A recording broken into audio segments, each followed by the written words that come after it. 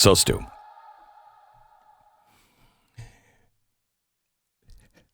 the New York Times book list was announced to authors and publishers last night. Okay. Now, just a little bit of history. Now, these numbers are off the top of my head. I'll post the actual numbers later. But you now have actual scans, and even the scans are off and can be off by a few thousand because BookScan doesn't necessarily scan everything that is going through, okay? But it is the best out there. The known way that the industry measures book sales. Correct. And so BookScan is out there. We also know exact numbers, how many books Amazon sold. Right. All right? Mm-hmm. BookScan and Amazon don't match. BookScan is lower than what we had reported from Amazon. However, it's all within the park, okay? The New York Times list came out. Now, BookScan is reporting a lower number for us at 56,000 books. So, last week on the New York Times list, the number one book sold, I think it was around 17,000 books, okay? Number one book. Okay. Let's just say it was 25. Because I'm just remembering these off the top of my head. I left the actual numbers at home. Mm-hmm. Okay, so that means just with the numbers that we have, all right, which is lower than what we actually sold. Sure. We're double what they did last week. Okay. Okay. Mm-hmm. We're number one by a large margin. Long shot. Now we have been number two on the New York Times list several times. And it's usually, it'll be debatable. It'll be like 5,000 different. Right. I remember one of your first books came out and it was number one on BookScan and number two on the New York Times bestseller list. Okay. I think it was Stephen Colbert or something was against you that week. And what they try to do, what they say is we have our own algorithm. And they do. And they, the little bookshop around the corner gets, if they sell one book, they count it as two. And 1,000 books. Yeah, and if books. if it's sold at Walmart or Costco or something, they're lucky to even count it. Well, because those peons don't count. They don't Someone count. who would walk into a Walmart doesn't count for books. They can't read. Okay, so the number two book, this behind me, according to BookScan, sold I think 21,000 this week. Okay, so we know. You were more than double, almost triple. Yeah, almost triple. What the number two book was. What the number this two is not book end well, is it? Oh, wait. You haven't begun to hear. Number three, okay, in BookScan, sold like, I think, 20,000 or 17,000. Okay. Then it goes down from there. By the time you get to number 10, they sold like 5,000 books. Okay? Okay. Guess where the New York Times has put the Great Reset. We sold double the number of number two. And we know for a fact that your actual number is much higher than the BookScan number. Again, for people who don't know this stuff, BookScan is like the accepted measure for the industry. It's like it's like UPS. You go into a store and it goes boop. That's like a BookScan. Okay, that just reports what has been checked out and sold. Now there's different things that make the number lower, but it's basically in the ballpark. And we should note that Amazon itself, obviously the largest bookseller in the country, Amazon itself released their top books for the week, which included not just hardcover nonfiction, which is the category you compete in, but all books across all of Amazon. So this is the nonfiction books. Right. This is just hardcover nonfiction. This is not all of the books. Right. Okay. This is just nonfiction. BookScan is the books out of all books. Okay? Right. The Bible, everything is included. That's BookScan. We were twice, almost three times the amount of the number two books selling. Where did the New York Times put us on the list? Obviously, the correct answer here is number one. Correct. What's your guess? You're saying it's not. They're actually not going to. It's not number one. So what? Where is it? Are you kidding me? No, it's not number You're one. more than double. No. Answer the question. Well, number 2. No, it's not number 2. Wait. Take another guess. It's not on. number. I swear to God, I got this last night, and they said, Glenn, you're either going to be really pissed off or you're going to love this. And they said, brace yourself. And I heard the news, and I was like, are you kidding me? This is the greatest thing ever. Where did the New York Times put the number 1 best-selling book by almost 3 times the number? Where are we on the New York Times list? Number 3. Nope. No way. I'll help you. It's not even number 5. What? Nope. The Great Reset came out yesterday as the number 12 best-selling book in America, according to the New York Times. Number 12. Okay? Is there something? Are they? Wait. Oh, there's more. The number 2 best-selling book is by Robert F. Kennedy about Fauci. Okay. They sold either 21 or 25,000 copies. Mm-hmm. They're number 13. So the third best-selling book, the 3rd, 4th, 5th, 6th, 7th, 8th, 9th, 10th, 11th, those books, those were all ahead of mine. A book that sold like 5,000 copies, ahead of mine and Robert F. Kennedy's book. Is there something to do with because you haven't even the book hasn't even been on sale for a full week, has it? No, this is the. I guess this is when you get it. This would be the one. It's not like they're call. like maybe only counting some pre-orders, and this is the week before the list comes out. This is the list. This is the list. Number 12. Number 12. Number 12. Now, here's why I love this story. Because I don't love it. I got to say, I know you love it. I don't love it. Okay, because I don't care about the list, especially with this book. I only want people, because I said yesterday, I'm done with Amazon. Why is it that Amazon put you as number 1? I'm starting to love Amazon. Wait. Why is it you cannot buy my book on Amazon? They didn't print enough copies, right? Or yes, didn't order enough copies. There were no copies available for 2 months, and they had a buy button. You could order it. It'll ship now. It'll ship on this date. But you could order it. Yeah. You can't even order it now. The buy button is gone. You can buy it on Kindle. You can buy it on Kindle, but you cannot buy the book. Well, is that because they just don't? I mean, they wouldn't be selling it on Kindle if they were blocking it. Here's the thing. They're doing it because they say they have oversold so many that they don't. But they do that all the time in pre-sales.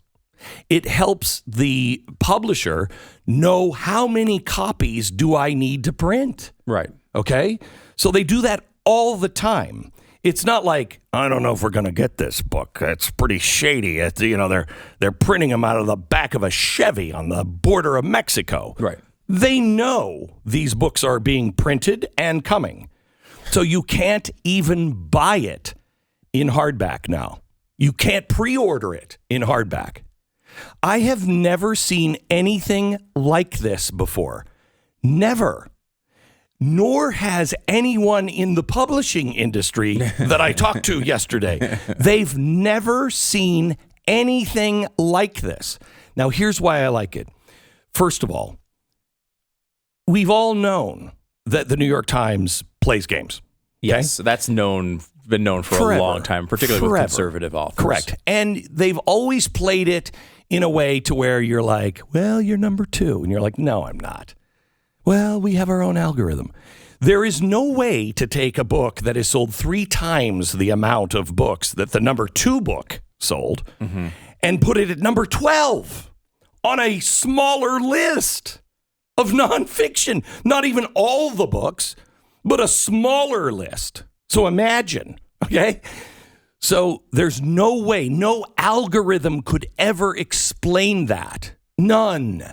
Zero algorithm could explain Unless that. you're just literally not counting books from Amazon, which makes no sense. Yeah. Obviously they are. Right. So how did that happen? Coupled with the fact that Robert F. Kennedy, a guy I disagree with his book. I disagree with his thesis. I disagree with being an anti-vaxxer. Okay? Disagree with it. His book is behind mine. And it was the number 2 selling book. And that's This is, by the way, why am I not in the top 10? Why is it number 12 and number 13? Well, it seems like they're just picking whatever number they want. It's really critical. There's called the New York Times list, and then the extended. Yeah. The extended goes to 15. Okay. So you can't just not even have me on the list. Okay. That's insane. That's next This book. is their thinking. Yeah, I know. Yeah. This is their thinking. You can't just do that. But don't put him on the top 10 because bookstores, they're all arranged by the New York Times bestseller list. This keeps my book and Robert Kennedy's book off of those big shelves in bookstores. Okay? Because it doesn't matter what sells the best. Those books are all arranged in every bookstore, every airport as the New York Times best-selling list. So you have like airport bookstores, they're not going to order the book. If it's not on the top 10, it's like, how many jelly beans and how many books?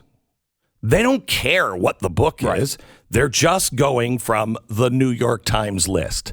So not only did they lie about this, not only is it so clearly an agenda, it's not even in the ballpark. So clearly an agenda, so clearly non-representative of what any kind of bestseller list should be. But they also have revealed themselves now as a group of people that will not only fudge that number, they will out and out be crazy about that number, even to their own detriment. And they'll take the extra step to make sure that that book is not seen in bookstores. This shows the New York Times to be nothing but a political machine. This is honestly what's left. Book burning? This is using all of their power to silence people. We just had a debate on the air here a minute ago about having Robert F. Kennedy on the program. He's wanted to be on the program. I don't agree with him. I don't agree with him at all in any way, shape, or form. But you don't hear me hiding his book or, hiding his point of view. I just have limited amount of time. I'm not sure if I want to have him on. Last night I heard this and I'm like, I want Robert F. Kennedy on. Not because I agree with him. I strongly disagree with his book. But you have a right to be recognized. This is the wall that the Germans put people behind to silence. Now go ahead, talk all you want. Just behind that wall in the ghetto. You just live your life. We're just not going to show it to anybody. Once they can get away with this, by the way, one other piece and I'm going to take a break. Go Google search, or better yet, go to YouTube. Search Glenn Beck, The Great Reset. You will find nothing. Nothing. How is it possible, with all of the things that I have talked about and all of the clips on YouTube about the Great Reset, done by me, all metadata, all tagged, everything, nothing comes up in your search? No segment from your show comes up. There's other segments about you saying bad things about you. Right. But nothing from me. Yeah. Not That's interesting. possible. No, yeah, obviously. We have entered the digital ghetto. Something that they all went crazy about. How dare you say that? Digital ghetto. Broadcasting from the digital ghetto. Behind the wall that the state and their allies have built. Recognize that it is real. Then ask yourself, why? What is it they're afraid of? It's not just the truth. It's you. That's legitimately unbelievable. That's an incredible story. I mean, because we've struggled with this for a long time, and we've said before we're not going to say you're a 20-time New York Times bestseller list anymore. Let's just say BookScan, because they're the one that are actually scanning books, and we've known they have an agenda USA for Today. A while. Obviously, every author on the conservative side in particular knows this, right? Like, we know their quote-unquote algorithm that favors little tiny bookstores. I mean, none of those little tiny bookstores are going to order one copy of your book, right? Correct. They're targeting liberal readers. Correct. They're not going to order your book, and of course, we've known they manipulated that. And I've always defended their right to do that. Look, they can say whatever they want. They can say whatever they want, and they won't release how they do it, but they do say we have our own algorithm, and they acknowledge it's not just straight sales. Correct. So, but you cannot. Now this is to the point to where they are just looking at topics. It's indefensible. And saying, I don't care how many books it sold, that's not a New York Times bestseller. Right. This is just their list of books they like. Yeah. Right. And this is the approved reading list. Right. That's what this is. Yeah. The approved reading list. Now, they didn't do that with Mark Levin. It is incredible to me. They have just given up. Yeah, they've given up. And why? Both of those books, Robert F. Kennedy in a wholly different way, and The Great Reset, have everything to do with power and the world that the New York Times is trying to get people to buy. It is a very frightening exposure that they just opened up full jacket and said, look at this.